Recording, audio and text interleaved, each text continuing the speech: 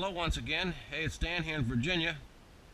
I was out at the flying field today, this afternoon, having a pretty good time. It's a nice day here in Virginia, but the winds picked up a little bit, so most of us had to quit. But many of you have viewed my LiPo battery storage container made out of a 50 caliber ammo can. And that's probably my most popular video by far. And it's the little divider I made to put inside the can, and you can look at the separate video on that. It works pretty good. But another point about this that I didn't think about, besides keeping your batteries organized, this wood, guys at the field were saying, well, hey, you got to be careful with this can. If somehow these terminals touch the can and arc, then the battery can blow and catch fire. But with a wooden container like this, that won't happen. It's non-conductive. But the subject of venting came up. And I've come home and I did some research on the internet, got to thinking about it. If a battery were to catch fire inside this thing, there would be just enough oxygen to get it going. And of course, if you had a whole bunch of batteries like I do right here, one would set off the other, and guess what? These ammo cans are pretty tough. They're made to be watertight. They keep the water from the end, but they're also pretty much airtight. So if that were to happen, the pressure in this can would build up, and you just have like a pressure cooker. Boom! You know, this thing, you'd have shrapnel and fire and stuff blowing all over. So one guy there, he says, well, I've heard you're supposed to vent the can. And I said, well, I hadn't thought about that, but I just thought about it on the way home. I've done some more research on the internet, and I think I'm going to vent the can. So this video, I'm just going to do a little demonstration. I'm just going to take this can, take everything out of it. At the bottom of the can, there's a nice little groove down here. A little indentation in the can. And mount her up in a vise here.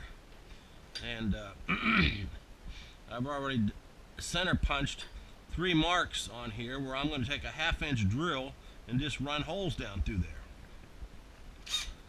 So here we go.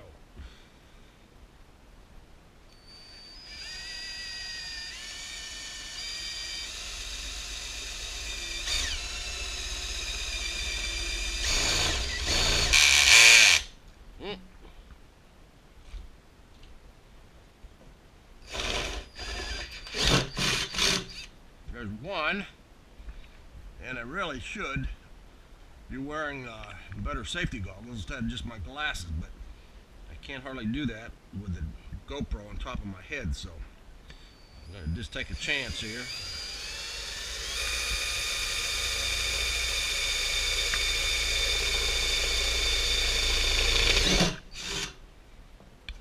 And I'm just going to make 3.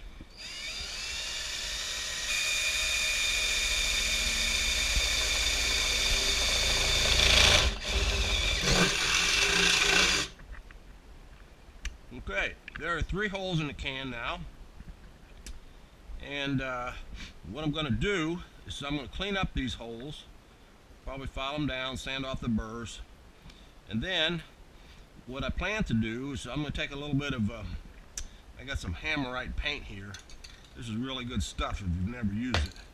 Take a little Hammerite paint, probably paint up because the bottom of my can here looks like it's getting a little rusty. But then, after I paint it up, just touch it up, what I'm going to do is I'm going to take some black electrical tape, take a couple strips of this stuff, and I'm just going to put it across the bottom of the can. That way, it will keep the moisture out. And since the can is indented, when you set it down on the ground, the tape's not going to really drag directly on the concrete or the floor of your house or the carpet of your car. So I'm just going to take some electrical tape, probably put 2 or 3 stripes on there and seal it up. And that way, this will keep the moisture out. But in case the thing ever did light up and the pressure built up in this can, what would happen is before the can would blow apart like a pressure cooker bomb, then hopefully the pressure inside this can would just the tape would blow off the bottom and vent the gases outwardly, hopefully contain the fire in the can and not cause any damage. So that's my modification I'm going to be making. Think about it. Do what you want. Primarily, the key thing is do what you think is safest for you. So thanks for watching. Out here.